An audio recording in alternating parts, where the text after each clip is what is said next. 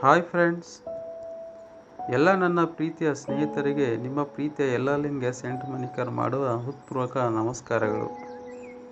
ಎಲ್ಲ ನನ್ನ ಸ್ನೇಹಿತರು ಆರೋಗ್ಯ ಭಾಗ್ಯದಿಂದ ಇದ್ದಾರೆಂದು ಭಾವಿಸುತ್ತಾ ಇಂದಿನ ತರಗತಿಯ ಮುಖ್ಯ ವಿಷಯ ಕರ್ನಾಟಕದ ಅತಿ ಎತ್ತರ ಶಿಖರಗಳ ಬಗ್ಗೆ ಒನ್ ಲೈನರ್ ಟ್ರಿಕ್ಸ್ ಮಾಡಿರುತ್ತೇನೆ ಫ್ರೆಂಡ್ಸ್. ಈ ಒನ್ ಲೈನರ್ ಟ್ರಿಕ್ಸ್ ತಿಳಿದುಕೊಳ್ಳೋದಕ್ಕಿಂತ ಮುಂಚೆ ಒಂದು ಒಳ್ಳೆಯ ಸಂದೇಶ ಮುಖಾಂತರ ಕ್ಲಾಸ್ ಪ್ರಾರಂಭಿಸೋಣ. ಒಳ್ಳೆಯ ಸಂದೇಶ ಏನಪ್ಪ ಅಂತಂದರೆ, ಸಮಯದ ಒಂದೊಂದು ಕ್ಷಣವು ವಜ್ರಕ್ಕಿಂತ ಅತಿ ಅಮೂಲ್ಯವಾದದ್ದು. ಆದ್ದರಿಂದ ಅದನ್ನು ವಿದ್ಯೆ, ಶಿಸ್ತು, ಛಲ, ಕಠಿಣ ಪರಿಶ್ರಮ, ಶ್ರದ್ಧೆ, ಗುರಿಯತ್ತ, ಆತ್ಮವಿಶ್ವಾಸದ ಹಾಗೂ ಒಳ್ಳೆಯ ಗುಣಗಳ ಕಡೆ ಮೀಸಲಿಡೋಣ ಎಂದು ಹೇಳುತ್ತಾ ಇವತ್ತಿನ ಕ್ಲಾಸ್ ಪ್ರಾರಂಭಿಸೋಣ. ಬನ್ನಿ ಸ್ನೇಹಿತರೆ, ಇವತ್ತಿನ ತರಗತಿ ಕರ್ನಾಟಕದ ಪ್ರಮುಖ ಶಿಖರಗಳು. ಶಿಖರಗಳಂದರೂ ಒಂದೇ, ಬೆಟ್ಟಗಳಂದರೂ ಒಂದೇ, ಗಿರಿಧಾಮಗಳಂದರೂ ಒಂದೇ.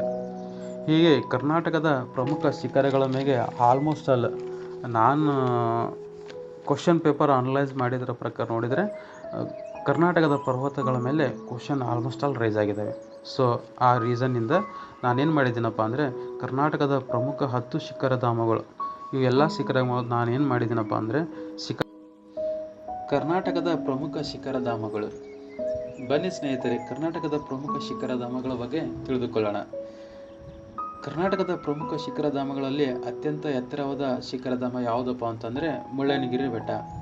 ಈ ಮುಳ್ಳಯ್ಯನಗಿರಿ ಬೆಟ್ಟದ ಮೇಲೆ ಆಲ್ಮೋಸ್ಟ್ ಆಲ್ KPSC ಆಗಲಿ, KSP ಆಗಲಿ, KE ಆಗಲಿ ಕ್ವಶನ್ ಆಲ್ಮೋಸ್ಟ್ ಆಲ್ ರೈಸ್ ಮಾಡಿದ್ದಾರೆ. ನಾನು ಕ್ವಶನ್ ಪೇಪರ್ ಅನಲೈಸ್ ಮಾಡಿದ ಪ್ರಕಾರ ನೋಡಿದರೆ ಮುಳ್ಳಯ್ಯನಗಿರಿ ಬೆಟ್ಟದ ಮೇಲೆ ಆಲ್ಮೋಸ್ಟ್ ಆಲ್ ಕ್ವಶನ್ ರೈಸ್ ಆಗಿದ್ದಾವೆ. ಇದು ಎಷ್ಟು ಮೀಟರ್ ಎತ್ತರವಾಗಿದೆ ಅಂತಂದರೆ 1913 ಮೀಟರ್ ಎತ್ತರವಾಗಿದ್ದು ಇದು ಚಿಕ್ಕಮಗಳೂರು ಜಿಲ್ಲೆಯಲ್ಲಿ ಕಂಡುಬರುತ್ತದೆ. ಅದೇ ರೀತಿಯಾಗಿ ಎರಡನೇ ಅತಿ ಎತ್ತರದ ಯಾವುದಪ್ಪ ಅಂತಂದರೆ ಬಾಬಾ ಬುಡನ್ಗಿರಿ ಬೆಟ್ಟ, 1894 ಮೀಟರ್ ಎತ್ತರವಾಗಿದ್ದು ಇದು ಕೂಡ ಚಿಕ್ಕಮಗಳೂರು ಜಿಲ್ಲೆಯಲ್ಲೇ ಕಂಡುಬರುತ್ತದೆ. ಹಾಗೆ ಕುದುರೆಮುಖ ಬೆಟ್ಟ, ಇದು ಎಲ್ಲಿ ಕಂಡು ಬರ್ತದಪ್ಪ ಅಂದರೆ ಇದು ಕೂಡ ಚಿಕ್ಕಮಗಳೂರು ಜಿಲ್ಲೆಯಲ್ಲೇ ಕಂಡು ಬರ್ತದೆ. ಇದು 1892 ಮೀಟರ್ ಎತ್ತರ ಹೊಂದಿದೆ. ಅದೇ ರೀತಿಯಾಗಿ ದೇವಿರಮ್ಮನ ಬೆಟ್ಟ, ಇದು ಕೂಡ 1817 ಮೀಟರ್ ಎತ್ತರವಾಗಿದ್ದು ಚಿಕ್ಕಮಗಳೂರು ಜಿಲ್ಲೆಯಲ್ಲೇ ಕಂಡು ಬರುತ್ತದೆ. ರುದ್ರಗಿರಿ ಬೆಟ್ಟ, ಇದು ಎಲ್ಲಿ ಕಂಡು ಬರ್ತದಪ್ಪ ಅಂತಂದರೆ ಇದು ಕೂಡ ಚಿಕ್ಕಮಗಳೂರು ಜಿಲ್ಲೆಯಲ್ಲೇ ಕಂಡು ಬರ್ತದೆ, 1751 ಮೀಟರ್ ಎತ್ತರವಾಗಿದೆ. ಹಾಗೆ ಪುಷ್ಪಗಿರಿ ಬೆಟ್ಟ, ಈ ಬೆಟ್ಟವು ಕೂಡ ಕೊಡಗು ಜಿಲ್ಲೆಯಲ್ಲಿ ಕಂಡು ಬರುತ್ತದೆ. ಇದು 1713 ಮೀಟರ್ ಎತ್ತರವಾಗಿದೆ. ಅದೇ ರೀತಿಯಾಗಿ ಮರ್ತಿಗುಡ್ಡ ಎಲ್ಲಿ ಬರ್ತದಪ್ಪ ಅಂತಂದರೆ ಇದು ಕೂಡ ಚಿಕ್ಕಮಗಳೂರು ಜಿಲ್ಲೆಯಲ್ಲಿ ಕಂಡು ಬರ್ತದೆ, 1137 ಮೀಟರ್ ಎತ್ತರವಾಗಿದೆ. ಅದೇ ರೀತಿಯಾಗಿ ಬ್ರಹ್ಮಗಿರಿ ಬೆಟ್ಟ, ಈ ಬ್ರಹ್ಮಗಿರಿ ಬೆಟ್ಟ ಮ್ಯಾಗೂ ಆಲ್ಮೋಸ್ಟ್ ಆಲ್ ಕ್ವಶನ್ ರೈಸ್ ಆಗಿದ್ದಾವೆ. ಸೊ ಅದರಿಂದ ಇದು ಎಷ್ಟು ಮೀಟರ್ ಎತ್ತರದಪ್ಪ ಅಂತಂದರೆ 1610 ಮೀಟರ್ ಎತ್ತರವಾಗಿದ್ದು ಇದು ಕೊಡಗು ಜಿಲ್ಲೆಯಲ್ಲಿ ಕಂಡು ಬರುತ್ತದೆ. ಬಲ್ಲಾಳರಾಯನ ದುರ್ಗ, ಸೊ ಇದು ಎಷ್ಟು ಮೀಟರ್ ಅದಪ್ಪ ಅಂತಂದರೆ 1404 ಮೀಟರ್ ಎತ್ತರವಾಗಿದ್ದು ಇದು ಕೂಡ ಚಿಕ್ಕಮಗಳೂರು ಜಿಲ್ಲೆಯಲ್ಲಿ ಕಂಡು ಬರುತ್ತದೆ.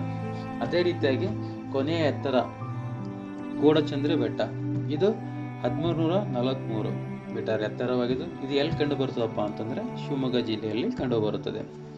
ಹೀಗೆ ಇವು ಬೆಟ್ಟಗಳ ಮೇಲೆ ಯಾವ ಥರ ಕ್ವಶನ್ ಕೇಳ್ತಾ ಇದ್ದಾನಪ್ಪ ಅಂತಂದರೆ ಇತ್ತೀಚೆಗೆ ಏರಿಕೆ ಕ್ರಮ ಮತ್ತು ಇಳಿಕೆ ಕ್ರಮ, ಅಂದರೆ ಅತಿ ದೊಡ್ಡದು, ಅತಿ ಚಿಕ್ಕದು, ಅತಿ ಎತ್ತರದು, ಅತಿ ಚಿಕ್ಕದು, ಈ ಥರ ಕ್ವಶನ್ ಕೇಳೋದ್ರಿಂದ ನಾನೇನು ಮಾಡಿದ್ದೀನಪ್ಪ ಅಂತಂದರೆ ನಮ್ಮ ಆತ್ಮೀಯ ಸ್ಪರ್ಧಾರ್ಥಿಗಳಿಗೆ ಸರಳ ರೀತಿಯಲ್ಲಿ ಒನ್ ಲೈನರ್ ಟ್ರಿಕ್ಸ್ ಮಾಡಿದ್ದೀನಿ. ಸೊ ಆ ಒನ್ ಲೈನರ್ ಟ್ರಿಕ್ಸ್ ತಿಳಿದುಕೊಳ್ಳೋದಕ್ಕಿಂತ ಮುಂಚೆ ಯಾರೆಲ್ಲ ನನ್ನ ಚಾನಲ್ಗೆ ಸಬ್ಸ್ಕ್ರೈಬ್ ಮಾಡಿಲ್ಲೋ ದಯವಿಟ್ಟು ಸಬ್ಸ್ಕ್ರೈಬ್ ಆಗಿ. ಈ ವಿಡಿಯೋ ಮುಗಿದ ನಂತರ ನಿಮಗೆ ಇಷ್ಟವಾದಲ್ಲಿ ಲೈಕ್ ಬಟನ್ ತಪ್ಪದೆ ಪ್ರೆಸ್ ಮಾಡಿ ಫ್ರೆಂಡ್ಸ್.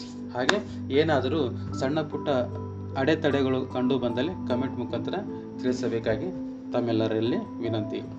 ಬನ್ನಿ ಫ್ರೆಂಡ್ಸ್, ಟ್ರಿಕ್ಸ್ ಯಾವ ಥರ ಮಾಡಿದ್ದೀನಿ ಅನ್ನೋದು ತಿಳಿದುಕೊಳ್ಳೋಣ. ಮುಳ್ಳಯ್ಯನಗಿರಿ ಬೆಟ್ಟ, ಬಾಬಾ ಬುಡನ್ಗಿರಿ ಬೆಟ್ಟ, ಕುದುರೆಮುಖ, ದೇವಿರಮ್ಮನ ಬೆಟ್ಟ, ರಾಜಗಿರಿ ಬೆಟ್ಟ, ಪುಷ್ಪಗಿರಿ ಬೆಟ್ಟ, ಮರ್ತಿಗುಡ್ಡ, ಬ್ರಹ್ಮಗಿರಿ ಬೆಟ್ಟ, ಬಲ್ಲಾಳರಾಯನ ದುರ್ಗ ಬೆಟ್ಟ ಮತ್ತು ಕೋಡಚಂದ್ರಿ ಬೆಟ್ಟ, ಇವು 10 ಪ್ರಮುಖ ಶಿಖರಗಳು ಯಾವ ಥರ ಒನ್ ಲೈನರ್ ಟ್ರಿಕ್ಸ್ ಮಾಡಿದ್ದಾನೆ ಅಂತಂದರೆ ಬನ್ನಿ ಫ್ರೆಂಡ್ಸ್. ಮುಳ್ಳಯ್ಯನ ಬಾಬನ ಕುದುರೆ ಮೇಲೆ ದೇವಿ ರುದ್ರ ಪುಷ್ಪಗಿರಿಯ ಮೆರವಣಿಗೆಯಲ್ಲಿ ಬ್ರಹ್ಮ ಬಲ್ಲಾಳರಾಯನು ಕುಣಿಯುತ್ತಾ ಗಿರಿಧಾಮ ಕಡೆ ಹೊರಟಿದನು. ನೋಡಿ ಫ್ರೆಂಡ್ಸ್, ಏನಪ್ಪ ಅಂತಂದರೆ ಮುಳ್ಳಯ್ಯನ ಬಾಬನ ಬಾಬನ ಕುದುರೆ ಮೇಲೆ ದೇವಿರುದ್ರ ಪುಷ್ಪಗಿರಿಯ ಮೆರವಣಿಗೆಯಲ್ಲಿ ಬ್ರಹ್ಮ ಬಲ್ಲಾಳರಾಯನು ಕುಣಿಯುತ್ತಾ ಗಿರಿಧಾಮ ಕಡೆ ಹೊರಟಿದನು.